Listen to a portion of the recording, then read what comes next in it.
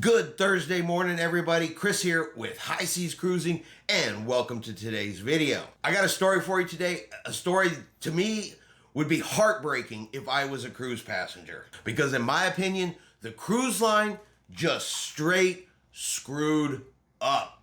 Just really no other way to say it. So let me lay this story out for you.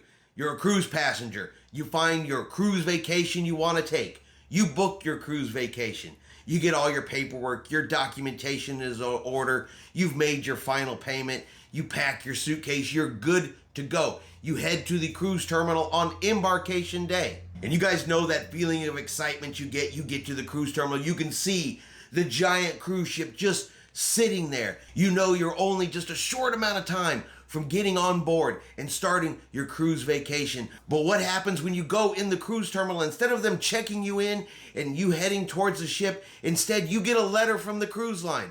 A letter that says, "Ooh, so sorry. We overbooked this cruise and you don't have a cruise cabin." At that particular moment, I think my jaw might just hit the floor. It's like, what do you mean you don't have a cabin for me to stay in on this cruise that I am booked on? I am here. I am ready to get on board. Well, unfortunately, that is exactly what happened to passengers this past Tuesday as they were trying to board Royal Caribbean's Quantum of the Sea. Now, the exact number of passengers this affected, I'm not real sure. They didn't give a specific number, but it does say several passengers did arrive to the terminal. And like I said, instead of getting that welcome on board, that first step on board the cruise ship, instead they got this letter. "We regret to inform you that currently we have been unable to allocate a stateroom number to your reservation. The time and effort you took to plan your cruise is important to us, and we apologize for the inconvenience. Every aspect of your time with us should be enjoyable, so we have put together some alternate options that we hope will work for you." This is not the first time we've heard of this coming from Royal Caribbean. We've heard of this on Wonder of the Seas. Happened a couple times over there. And it usually always involves people who book the guaranteed cabins. Of course, in this case, booking a guaranteed cabin seems to mean that not necessarily guaranteed that you're even going to get on the ship. And Royal Caribbean says, "Whoops, our bad.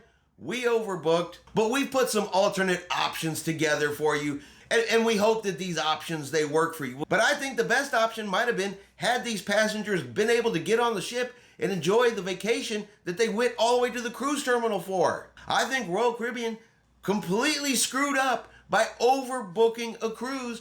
And what essentially happens at the end of the day is that ship sets sail on its cruise vacation and people are simply left standing at the dock with no vacation, and they just got to figure it out for themselves. So what options did Royal Caribbean offer? Well, first, the guests had the option to remain in the terminal on standby in case, somebody doesn't show up, a last minute cancellation. There always is a chance that they could get a cruise cabin. If they waited and got a cabin, they would also receive a $100 onboard credit. If they didn't get a cabin, then their cruise would be canceled. They would get a 100% refund and a 25% future cruise credit. They also had the option to switch to a similar sailing. And one of the ones they offered was a January 29th, 2024 sailing. That's a couple months away. Now, they were offered price protection. They were offered room upgrades if they switched to an alternate cruise. Of course, they also had the option to completely cancel their cruise, receive a full 100% refund, and a 25% future cruise credit. Now, for those that did go in the standby line, some of them were able to get on board the ship. There were some last minute cancellations, but it wasn't everybody, and people were left behind, which to me is even worse, that they're like, well, just stand here in the standby line. There's a possibility we'll be able to get you a cabin. Hopefully there's some cancellations. Now you're watching other people get cabins. You're watching them get on the ship, and still, at the end of the day, you are still stuck in the terminal watching the cruise ship sail away, and you are not getting your vacation. And in this case, look, this is not something the passengers did wrong. They booked their cruise, they paid for their cruise, they were ready to get on their cruise ship. This wasn't a weather-related itinerary change. This wasn't a breakdown or malfunction of some cruise equipment. It's not like the engines went bad. anything like that. It wasn't a safety issue, wasn't a safety concern. This was the cruise line selling more cabins than were physically available on the cruise ship, which is why I say this is straight out a Royal Caribbean fault. This is straight out a Royal Caribbean issue. And my question is, 25% future cruise credit. Yeah, you get a full refund if you didn't go on the ship, and you get a 25% future cruise credit. And while I normally won't say that, the cruise line should give you more, the cruise line owes you more, in this case, I kind of think that's exactly what I'm going to say. I kind of think that if the passenger does every single thing right, and the passenger is standing there at the terminal, ready to get on the ship, and the cruise line has to come and say, oops, we didn't have a room for you, there's just no room for you on board the ship, which is on the cruise line, then 25% future cruise credit, you know what, honestly, is a little bit insulting. I personally feel they should have gotten a full refund and a full 100% future cruise credit. Cruise lines really should make it up to these people who got left behind at the cruise terminal. People plan these vacations years in advance.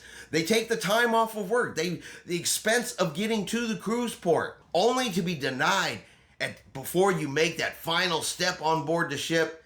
I don't know. That would really, really, really upset me. I would be a very unhappy cruiser if that happened. And it also brings up a question, why was this not noticed prior to embarkation? Why didn't Royal Caribbean catch this earlier? And is this going to continue to be a problem with people who book guaranteed cabins? Because right now it's you're guaranteed to, possibly not have a cabin when you arrive to the cruise ship. I guess that's really the only guarantee that they can put out there. Let me ask you guys, what do you guys think? How would you feel if you got to the cruise terminal and you were told there was no cabin available for you? Would you be satisfied with the 25% future cruise credit, or do you think that maybe Royal Caribbean needs to do a little better and do a little something more for people that got left behind at the cruise terminal? All right, and that is going to be our cruise news video for today. If you have enjoyed today's video,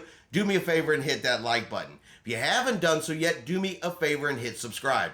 It is free to do so. Helps our channel grow. Let you know anytime we put out a new video. Hope everyone out there is having a really great day, and like always, we will see you out on the high seas.